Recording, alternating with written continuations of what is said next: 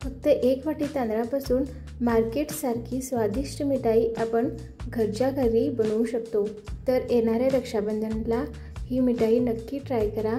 एकदम नवीन व यूट्यूबवर पहिल्यांदाच बघायला मिळणारी अशी ही स्वादिष्ट रेसिपी की तुम्ही करून बघा। दिसायला जितकी सुंदर दिसते ना तितकीच ही खायला पण खूप चविष्ट लागते। तुम्ही बघू शकता किती परफेक्ट ही बनवून तयार झालेली आहे। अजिबात चाकूला पण चिकटत नाही आहे। मी तुम्हाला इथं तोडून दाखवतो की आतून पण किती छान रसरशीत व मऊसूत ही बर्फी बनवून तयार होते।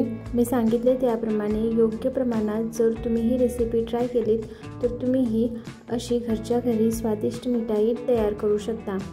तर नमस्कार, मी मंजुळाज किचन या यूट्यूब चॅनलमध्ये तुमचं मनापासून स्वागत करते। चला तर मग वेळ न घालता रेसिपीला सुरुवात करूया। तर इथं मी 1 वाटी तांदूळ घेतलेले आहेत। आता हे तांदूळ आपल्याला 2 पाण्याने स्वच्छ असे धुवून घ्यायचे आहेत। तुम्ही इथं कोणत्याही प्रकारचे तांदूळ वापरू शकता। मी बासमती तांदळाचा वापर करते आहे। जर तुम्ही घरच्या तांदळाचा वापर करत असाल तर ओल्या कपड्याने पुसून पण घेऊ शकता। पण जर विकतचे तांदूळ असतील तर स्वच्छ असं 2-3 पाणी घालून धुवून घ्या, कारण या तांदळांना पावडर तेल लावून ठेवलेली असते। हे तांदूळ आता तुम्ही उन्हात पण वाळवून घेऊ शकता, पण मी इथं कपड्यावरच असं सुकवून घेणार आहे। आता तांदूळ सुकत आहेत तोपर्यंत आपण बाकीची तयारी करून घेऊया।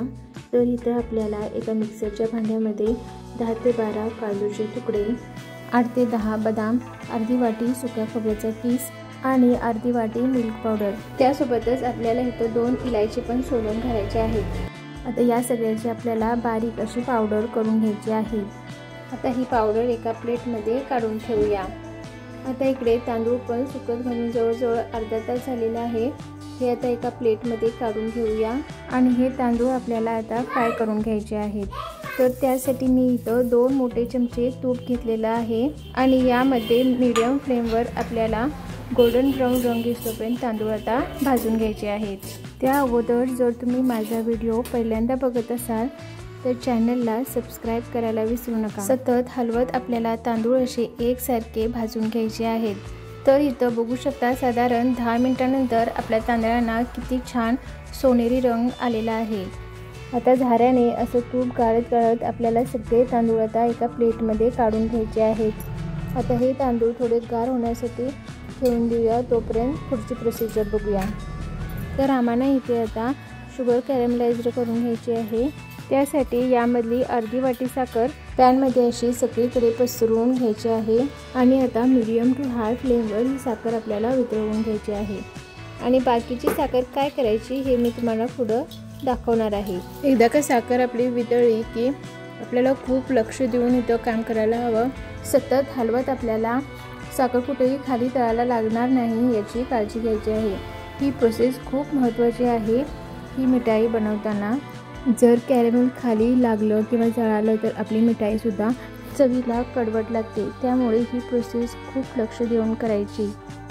आता असा कॅरमेलला गोल्डन ब्राऊन रंग आला की आपलं गॅस बंद करायचं आणि यामध्ये आता थोडं थोडं आपल्याला दूध घालायचं आहे। तर इथं 1 वाटी तांदळासाठी 2 वाट्या दूध आपल्याला लागणार आहे। तर इथं व्हिडिओ दाखवल्याप्रमाणे दूध घातल्यावर दूध व्यवस्थित असं मिक्स करायचं। गॅसची फ्लेम ही बंद आहे आपली। तर सुरुवातीला थोड्या साखरेच्या अशा गाठ्या धरतात, पण त्या हळूहळू जसजसं दूध आपलं गरम होईल तसतसं त्या गाठ्या पण मोकळ्या होतात। आता दूध थोडं असं शांत झालं की गॅसची फ्लेम ऑन करायची आणि बाकीचे जे सगळं दूध आहे आपल्याला त्यामध्ये घालून घ्यायचं आहे। तर इथं बघू शकता सगळी साखर आपली दुधामध्ये मिक्स झालेली आहे आणि दुधाला पण किती छान गोल्डन ब्राऊन रंग आलेला आहे। आणखी 2 मिनटं आपण या दुधाला असंच उकळू देऊया, तोपर्यंत जे आपले तांदूळ आपण भाजून घेतले होते ते पूर्णपणे गार झालेले आहेत। आता ते मिक्सरला बारीक करून घेऊयात। तर इथं व्हिडिओत दाखवल्याप्रमाणे एकदम जास्त मोठीही नाही आणि खूप बारीकही नाही, असं मीडियम खरबरीत आपल्याला तांदूळ असे बारीक करून घ्यायचे आहेत। आता ही बारीक केलेली पावडर आपण या दुधामध्ये घालून घेऊया। त्यासोबतच जे आपण काजू, बदाम, मिल्क पावडर व खोबरं घालून जे मिश्रण केलेलं होतं ते सुद्धा यामध्ये घालून घेऊया। तर कुठेही गाठी न ठेवता व्यवस्थित आपल्याला मिश्रण असं एकजीव करून घ्यायचं आहे। त्यासोबतच जी आपली राहिलेली साखर आपण ठेवलेली होती ती ती साखरसुद्धा यामध्ये आता घालून घेऊया आणि लो टू मीडियम फ्लेमवरच आपल्याला हे मिश्रण असं एकसारखं हलवत यामधल्या गाठी फोडत एकजीव करून घ्यायचं आहे। अगदी 5 ते 10 मिनिटात आपलं मिश्रण असं घट्ट व्हायला सुरू होतं। तुम्ही बघू शकता किती छान दाटसरपणा आपल्याला मिश्रणाला आलेला आहे। आता या स्टेजला आपण एक चमचाभर तूप ह्याच्यामध्ये घालून घेऊया आणि ते सुद्धा व्यवस्थित असं मिक्स करून घेऊया। आता असंच आणखी एक 5-10 मिनिटासाठी आपल्याला मिश्रण हलवत राहायचं आहे। तर येणाऱ्या रक्षाबंधनला तुम्ही ही रेसिपी नक्की ट्राय करा। त्यासोबतच कृष्ण जन्माष्टमीला आणि श्रावणी सोमवार सोडताना तुम्ही ताटामध्ये ही रेसिपी नक्की करून वाढू शकता। अगदी झटपट बनणारी ही रेसिपी तुम्हाला कशी वाटते हे मला नक्की कमेंट करून सांगा।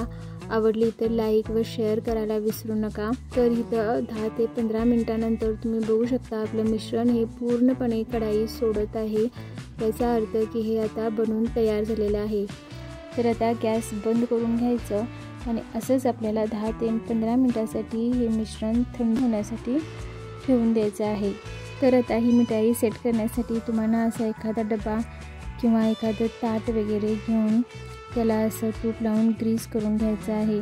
तुम्ही इथं यावर सजावटीसाठी कुठल्या पण ड्रायफ्रूट्सचा वापर करू शकता, पण मी इथे याला असंच प्लेन ठेवणार आहे। तर रूम टेम्परेचरवर 1-2 तासातच मिठाई आपली सेट होते।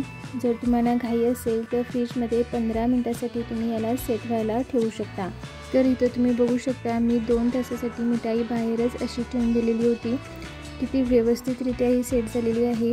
डब्याला सुद्धा ही अजिबात आता चिकटलेली नाही आहे। आता आपण याला डिमोल्ड करूया। तर असं हातामध्ये घेऊन एका ताटावर कट करण्यासाठी काढून घेऊया। तुम्ही बघू शकता किती छान आपली मिठाई सेट झालेली आहे। मी तुम्हाला कट करून दाखवते।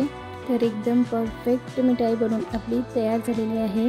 तर अशी ही एकदम नवीन रेसिपी कशी वाटली, तुम्हाला जमली की नाही मला हे नक्की कमेंट करून सांगा। आणि अशाच नवनवीन रेसिपी पाहण्यासाठी जर चॅनलला सबस्क्राईब केलं नसेल तर सबस्क्राईब करून घ्या। चला तर मग पुन्हा भेटूया अशाच एका नवीन रेसिपीसोबत। तोपर्यंत चांगलं खा, स्वस्त रहा, बाय बाय।